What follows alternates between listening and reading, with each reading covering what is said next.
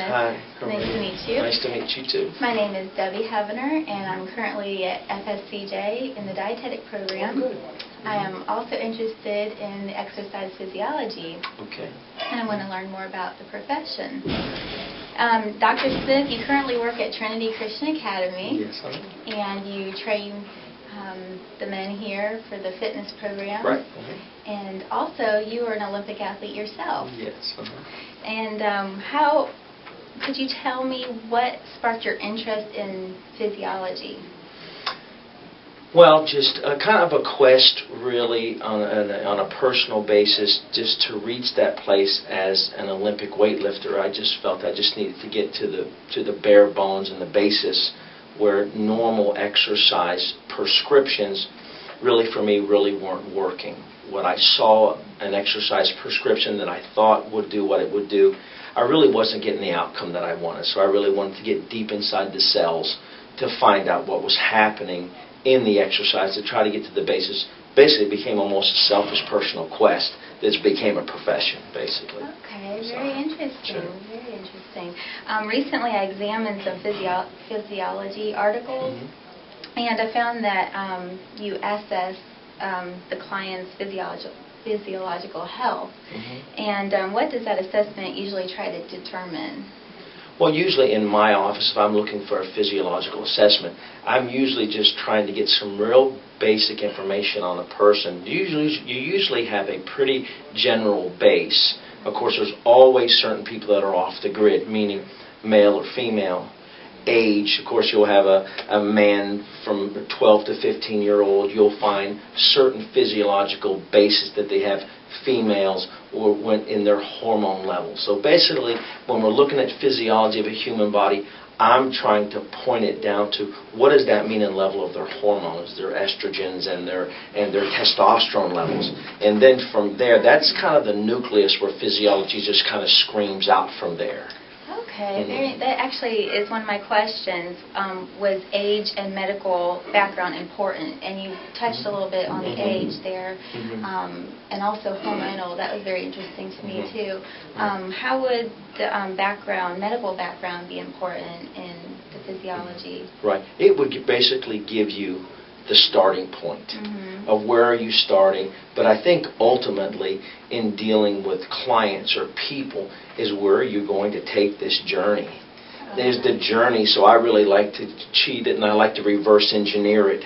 So if you can find out where an actual client or an athlete would be, and then find out where the journey is going to take you. So really the point of whether it's cholesterol, triglycerides, HDLs, a person's liver functions, and that usually is a basis of how they live their life. It could be disease, it could be a diabetic of some kind, and then find out really where are they trying to take, what are you trying to put together a program with exercise / nutrition that's going to take you somewhere, and that could be anything. It's so individual based. Exactly, exactly. Okay.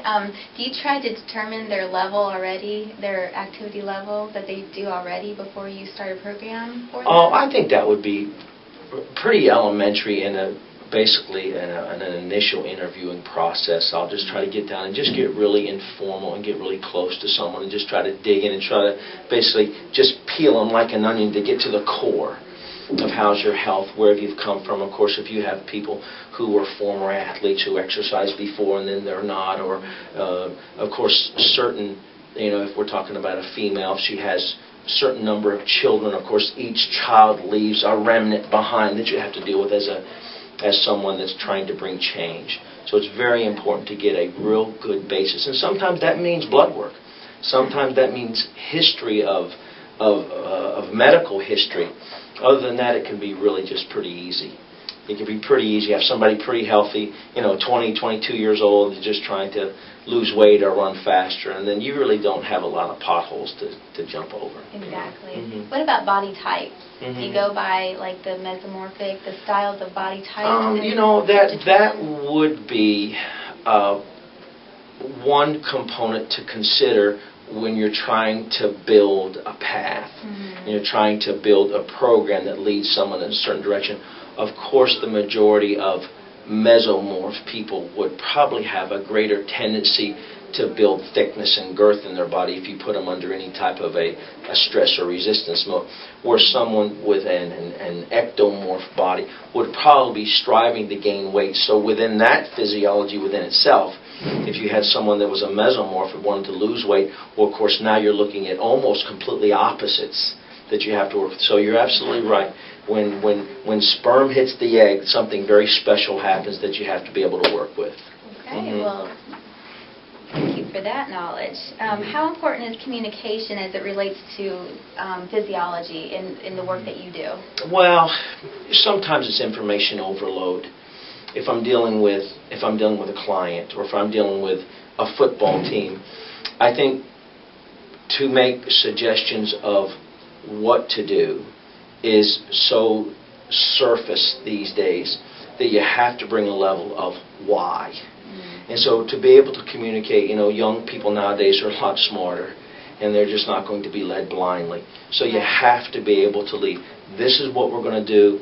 This is what's going to happen. And this is why we do what we do. And so if you can get your clients or your personnel to buy into that, and they believe in you, then basically you just put, this is what we're going to do, and this is what's going to happen, and this is why it's going to happen. Usually if someone's pretty motivated, they'll kind of grab it and go with it. So communication is pretty important. Pretty important, yeah. Okay, and also, how would you say bedside manners would be when you're talking with your client? Is that very important? It depends who you're dealing with. For me, if I'm dealing with someone that their body is their profession, an athlete, a military, a fighter pilot, a Navy SEAL, a combat soldier, you don't need a lot of bedside manner. You very straightforward talk, because they respond really, really well to that. If you have an athlete that's striving to get there, they need hard-nosed information.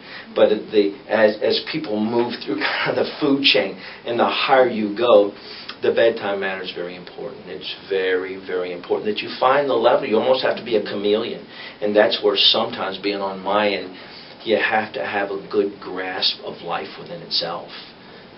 If you have someone who is a professional and who is a caregiver and gives and cares for people all day long, and there's not a lot of time to care for themselves, that's, you have to kind of emphasize that. How do you leave time for yourself? And sometimes those are really important things to show someone. It's easy to see it from the outside. Sure, sure. And do you try to get feedback when you make suggestions to your clients? I think if the path that you're taking is very clear, okay, this is what we're planning on doing.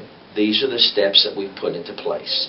This is the action plan, whether it is a dietitian, a dietetic plan, a physiology plan, and an exercise plan, whatever that means. And the basis of physiology, you could now be working with it in the levels of insulin. You could be working in levels of all kinds of different medication that changes on such a cellular level.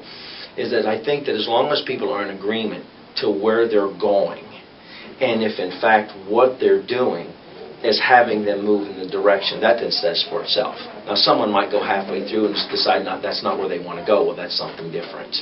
Okay. But to have someone work pretty hard in a direction and not make the gains that they want to make, it's pretty hard. You're not going to buffalo a lot of people. They're either making gains or they're not. So, and I think the magic bullet in all of this is someone's motivation level.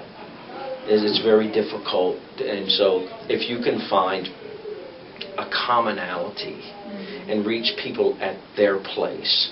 And I think that's a real gift to people, of just understanding that people are trying to get better and want to do good for themselves. So motivation is very, very important.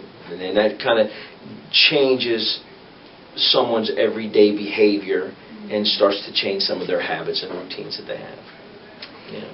All right. Well, also, if I want to become very successful in the field of physiology, what would you say to me to take in my college courses?